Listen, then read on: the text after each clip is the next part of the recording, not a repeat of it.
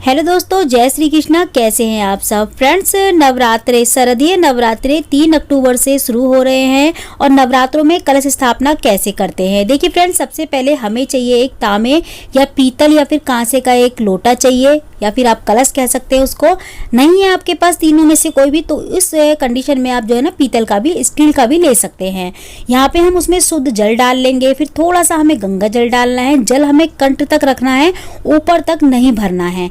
ठीक है, यहाँ पे हमने गंगा जल डाल लिया है, शुद्ध जल डाल लिया है। इसके अलावा हम थोड़े से अक्षत डाल देंगे। अक्षत मतलब कि साबुत चावल, जो बिल्कुल भी टूटे हुए नहीं होने चाहिए। इसके अलावा देखिए, जो हमें चाहिए हल्दी की गांठ, सुपारी और लौंग का जोड़ा, और जो है ना इलायची का जोड़ा, एक सिक्का चाहिए होता है हमें, और हल्दी और थोड़ी सी जो है ना रोली चाहिए होती है डालने के लिए। तो ये सारा सामग्री हमें चाहिए होती है। ये हमारी चैत्र नवरात्रों की है, जो हमने कलश स्थापना के समय डाली थी। वो हमने सुखा के इसको दोबारा से रख लिया था। हम दोबारा से इस्तेमाल इसको कर सकते हैं अगर अखंडित नहीं हुई है तो। देखिए, अगर खंडित हो गई है तो आप ना रखें, ना डालें इसमें। खंडित नहीं हुई है, साबुत है और आपने सुखा के जो है ना रख लिया है इसको अच्छे से, तो आप इसको दोबारा से जो है ना कलश स्थापना में इस्तेमाल कर सकते हैं। तो मैं वही सारा सामान इस्तेमाल कर रही हूँ कलश स्थापना में। ये सारी सामग्री कलश में डालने के बाद हम डालेंगे 1 चुटकी हल्दी और 1 चुटकी रोली। तो ये सारी सामग्री हमको कलश में डालनी होती है। इसके बाद जो है ना हम कलश के जो कंठ है ना उस पे हम बांधेंगे कलावा। देखिए, कलावा बांधना बहुत ज़रूरी होता है कंठ पे। बहुत सारे लोग जल्दबाजी में कलावा बांधना भूल जाते हैं, तो ये काम बिल्कुल ना करें, कलावा ज़रूर बांधें। ठीक है, तो यहाँ पे हमने जल भर लिया है। जल में सारी सामग्री जो हमें डालनी थी वो हमने डाल दी है, और कंठ पे जो है ना कलावा भी बांध दिया है। कलावे को आप बिना गांठ बांधे भी इस तरीके से लपेट सकते हैं, लेकिन थोड़ा सा खुलने का डर होता है, इसीलिए आप एक गांठ बांध दें बस। इसके बाद जो है ना हम अब जो है ना जो पंच पल्लव होते हैं, 5 पत्ते अलग अलग प्रकार के भी ले सकते हैं। चाहे तो आप 5 पत्ते या फिर 7 या 11 पत्ते आम के ले सकते हैं, या फिर आम के पत्ते भी नहीं मिलते आपको तो इसके अलावा आप अशोक के पत्ते भी ले सकते हैं कलश स्थापना के लिए। यहाँ पे हम चंदन और रोली का टीका कर देंगे। जो हमने पत्ते लिए हैं उस पे पत्तों को हमें अच्छे से धो लेना है।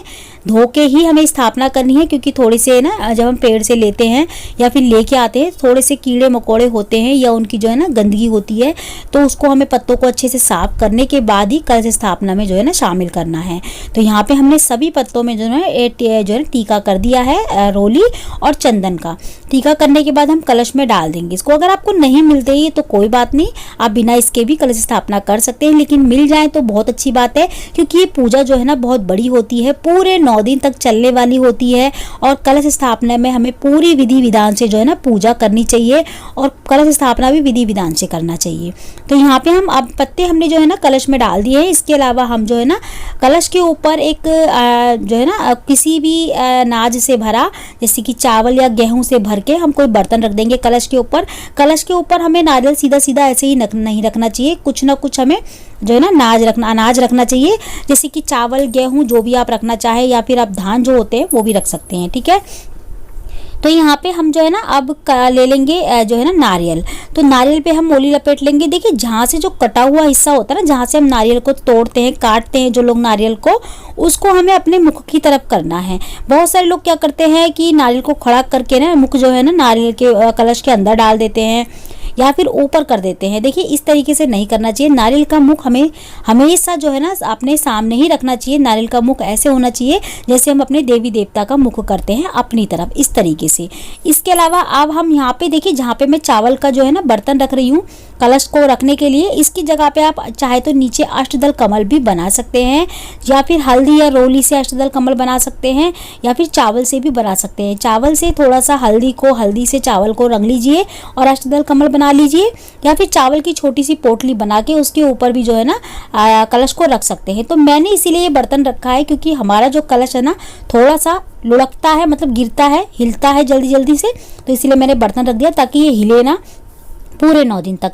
क्योंकि 9 दिन तक ये कलश बिल्कुल भी अपनी जगह से हिलना डुलना नहीं चाहिए।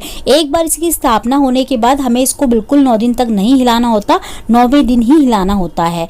तो कलश स्थापना की विधि हो चुकी है। कलश स्थापना जो है ना इसी तरीके से की जाती है नवरात्रों में, तो आप इस तरीके से कलश स्थापना कर सकते हैं।